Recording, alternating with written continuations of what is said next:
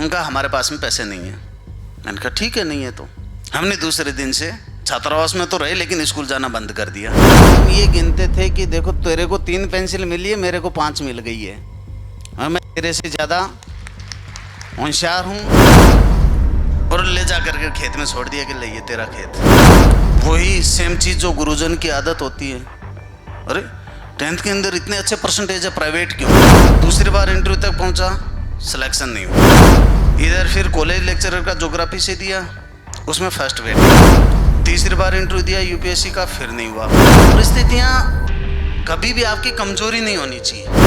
मेहनत करोगे, जो चीज़ आप चाहते हो वो मिलेगी जरूर। हो सकता है देर हो जाए, बच्चों को मोबाइल से दूर रखा जाए। हो सकता है कुछ बच्चे ये कहेंगे कि ये बात करने के लिए थोड़ी बुलाया था इन्होंने। आजकल हम मोबाइल में जो चीज़ देखते हैं हम उसी को सच मानते हैं, जबकि सच वो है जो किताबों में लिखा हुआ है। तो स्मार्ट बच्चे हैं, तुरंत उस गेम वाले को हटा करके पढ़ाई वाला एक पेज खोल देते हैं। अब पेरेंट्स को लगता है कि अरे यार अब मेरा बच्चा तो रात को 2 बजे तक पढ़ रहा है। प्रिंस एजुकेशन हब का ये मंच आज सुशोभित होगा। Shri Chunaram ji Jat IPS superintendent of police हमारे बीच में मौजूद है। एक बार दोनों हाथ की जोरदार तालियां। बड़ा गर्व और गौरव का विषय है। ई धरती लो रुतबो ऊंचो, राजस्थान की इस माटी पर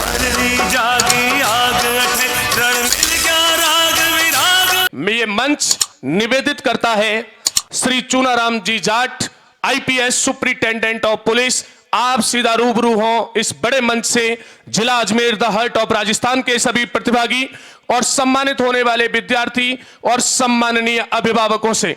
आदरणीय सर से मैं निवेदन करना चाहूंगा आप मंच पर आएं और सीधा जुड़ें द की ऑफ राजस्थान की उन सभी प्रतिभाओं से जो आज प्रिंस ओलंपियाड के माध्यम से इस बड़े मंच पर सम्मानित होंगी। एक बार दोनों हाथों की जोरदार तालियां हवा में फहरा दीजिएगा। आदरणीय मेरे भाई डॉक्टर पीयूष जी सुंडा और जो प्रिंस स्कूल के मैनेजमेंट के जो पधारे हुए हैं साथीगण, प्यारे बच्चों और इन प्रतिभाओं को जन्म देने वाले इनके माता पिता, आज जो जैसी प्रतिभाओं को देख करके मुझे मेरे स्कूल टाइम के जो दिन हैं वो याद आते हैं कि मंच से छोटे से छोटा पुरस्कार लेने में भी बड़ा अच्छा लगता था और इतने उत्साहित रहते थे कि हम ये गिनते थे कि देखो तेरे को 3 पेंसिल मिली है, मेरे को 5 मिल गई है, मैं तेरे से ज़्यादा होशियार हूँ। और जो पुरस्कार मिलता है उसकी कोई कीमत पैसों में नहीं होती है। उसकी जो चीज़ है वो ये है कि मन आपने पूरे गांव, अपने पेरेंट्स और अपने शहर या स्कूल के सामने जो अपनी प्रतिभा है उसका लोहा मनवाया है। कि आप में से कुछ बच्चे ऐसे भी होंगे जिनके मन में ये होता है कि काश मेरे पास में, मेरे पड़ोसी के पास में जो सुविधाएं हैं या मेरे पड़ोसी का बच्चा जिन स्कूल में पढ़ रहा है, अगर मेरे को वो मौका मिलता तो मेरे लिए बहुत अच्छा रहता।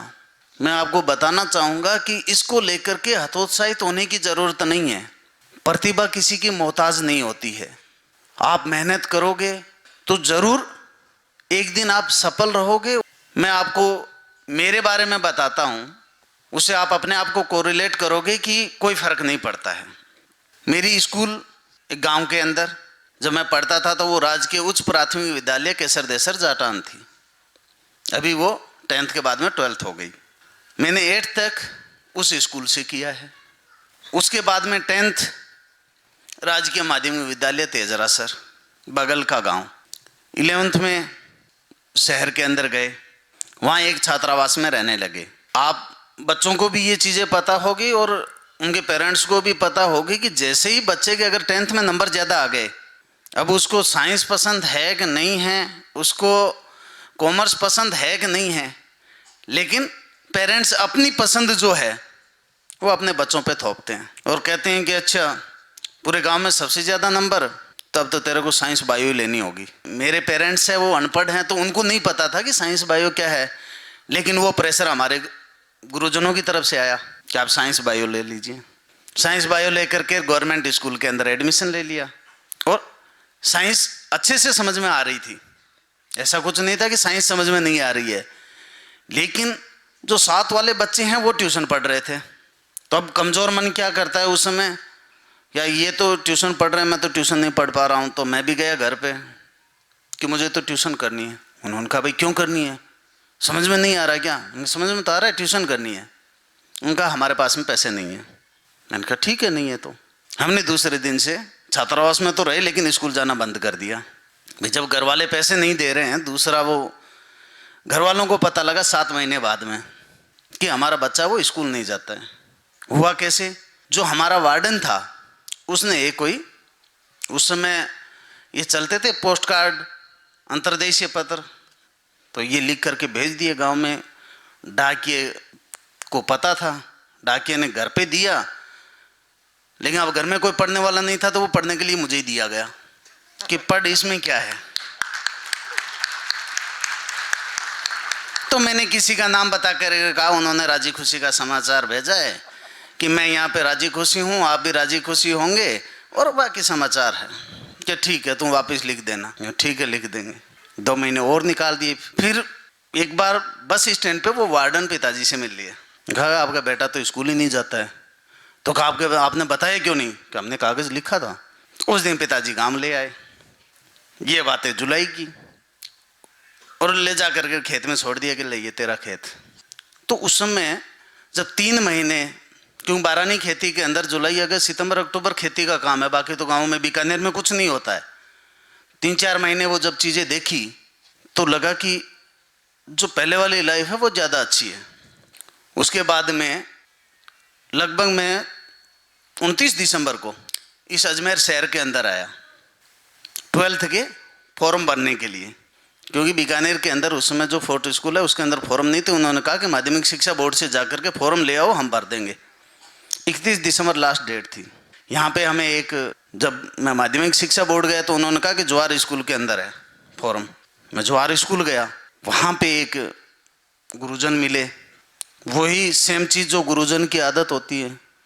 अरे 10th के अंदर इतने अच्छे परसेंटेज है, प्राइवेट क्यों? उनका सर वैसे ही।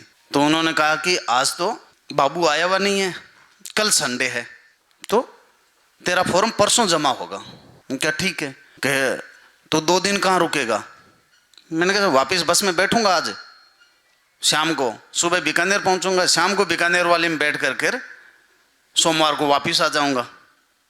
तो उन्होंने कहा कि चल एक बार मैं तेरे को एक स्टूडेंट के पास में रोक देता हूँ, वो स्टूडेंट आज RS ऑफिसर है। मैंने कहा ठीक है। उनके वहाँ पे बैग रखवा करके वो मुझे अपने घर ले गए, और 31 दिसंबर को फॉर्म भर कर मैं वापस गांव गया।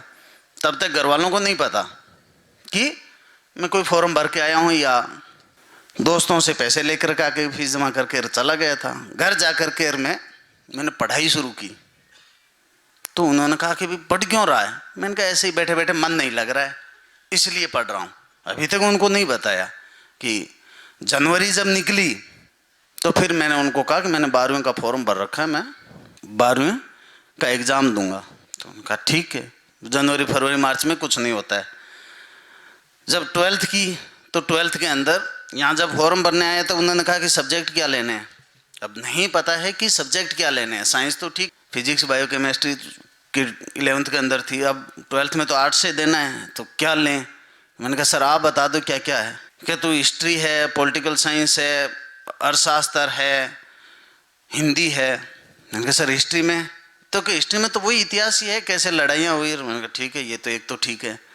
पॉलिटिकल साइंस में कि ये राजनीति है, तो अब देखो बच्चा दिमाग क्या कहता है कि यार गांव में राजनीति तो हर दिन करते ही रहते हैं, तो राजनीति में क्या है, ये कौन सी बड़ी चीज़ है। तीसरा सब्जेक्ट की अर्थशास्त्र, इसमें क्या है कि वही रुपयों का किस तरह से होता है, कैसे होता है। मैंने कहा यार पूरी दुनिया इसी के पीछे भाग रही है, तो ये 3 सब्जेक्ट लिए जिसके बारे में पहले से कुछ नहीं पता। वो लेकर के फिर जब एग्ज़ाम दिया तो मेरे उन गुरुजी ने मुझे ये कहा फर्स्ट डिवीज़न ले आना। 31 दिसंबर को फॉर्म भरा हुआ, उस समय थोड़े परसेंटेज कम आते थे।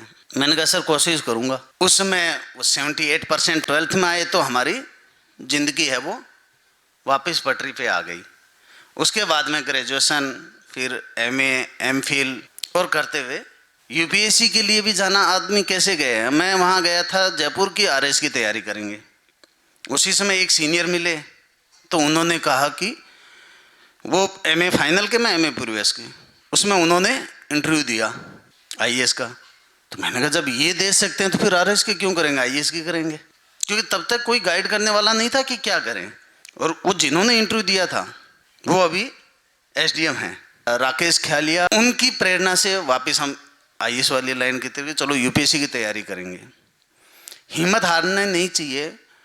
मैंने पहला इंटरव्यू दिया, इंटरव्यू तक पहुंचा, यूपीएससी में सिलेक्शन नहीं हुआ। दूसरी बार इंटरव्यू तक पहुंचा, सिलेक्शन नहीं हुआ। दूसरी बार के साथ में ही असिस्टेंट कमांडेंट का जो यूपीएससी के थ्रू ही होता है वो एग्ज़ाम दिया, उसमें सिलेक्शन हो गया, सीआरपीएफ असिस्टेंट कमांडेंट, वो हमने ज्वाइन नहीं की। इधर फिर कॉलेज लेक्चरर का ज्योग्राफी से दिया, उसमें फर्स्ट वेटिंग।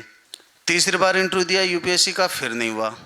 तो फिर हमने कहा कि यार नहीं, अब तो वापस आरएस वाली भी देख ही लेते हैं, तो आरएस की वापस शुरू की। चौथा इंटरव्यू दिया, चौथे इंटरव्यू के अंदर सिलेक्शन हो गया और राजस्थान कैडर भी मिल गया।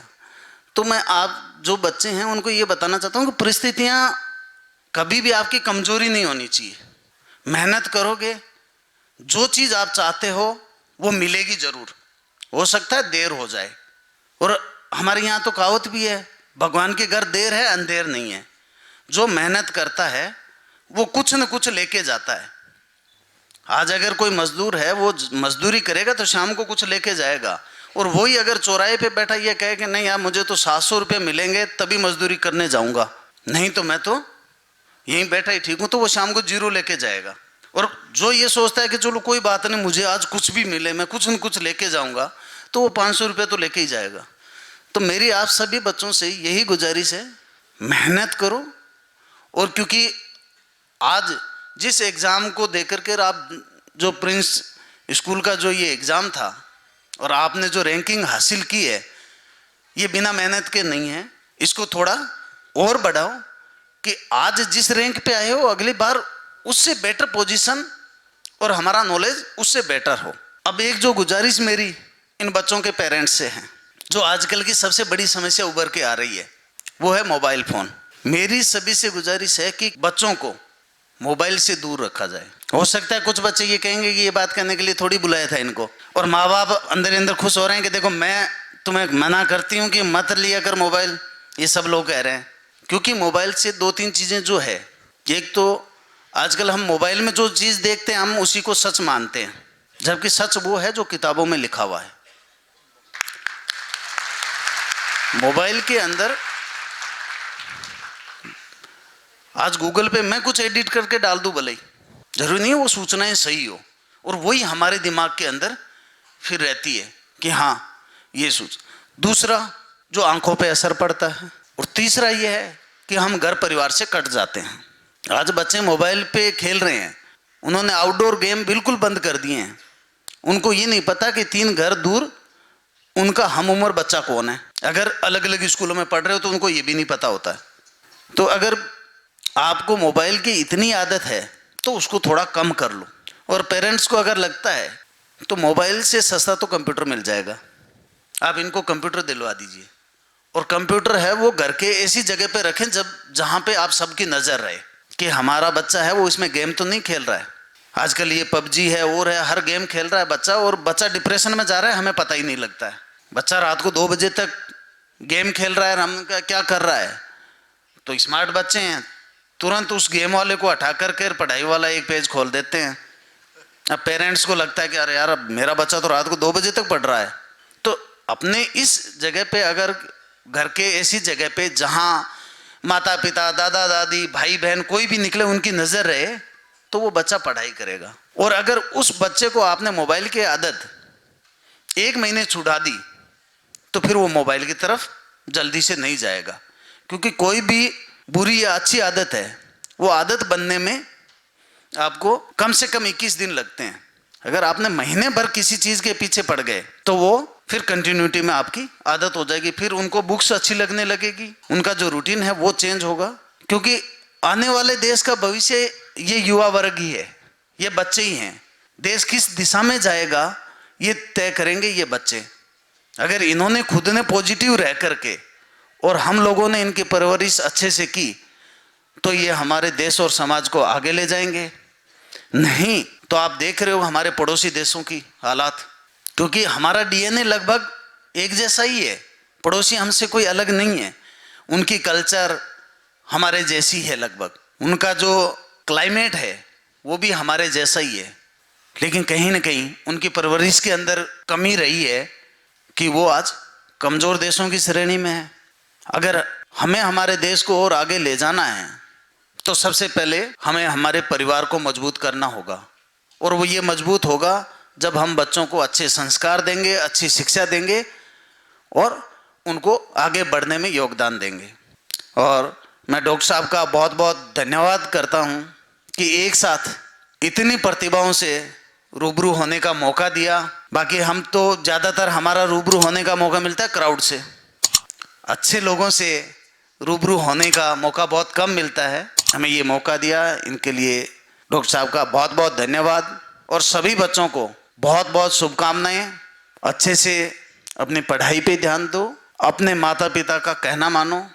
कोई भी माँ बाप अपने बच्चे का बुरा नहीं चाहता, वो दुनिया में किसी का भी बुरा चाह सकता है, तो इनकी कही हुई बातें जो है वो आपके भले के लिए होगी। इनके पास में आपसे ज़्यादा अनुभव है, इन्होंने दुनिया ज़्यादा देखी है, तो इनकी बात का कहना मानो और अच्छे से पढ़ाई करो। जय हिंद, जय भारत।